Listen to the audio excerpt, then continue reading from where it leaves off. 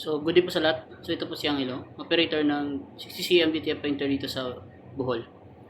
So, nagamit naman po ito ng 6 na araw. After natin makuha yung printer, so mag-clean po ako. So, gamit ko po na mode sa cleaning ay normal. So, dito po ako sa machine nagpipindot po ng head clean.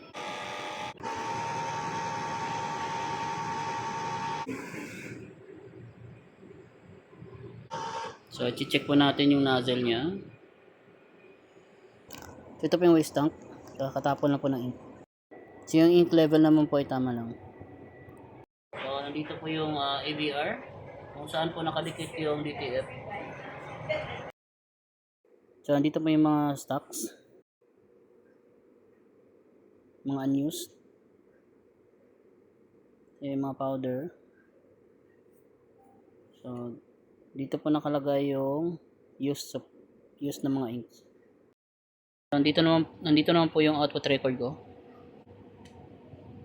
So, nandito naman po yung mga na-consume ko.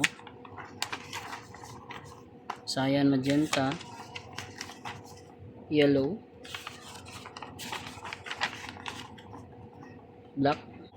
So, dito po yung maintenance checklist ko po sa buwan ng Mayo ko.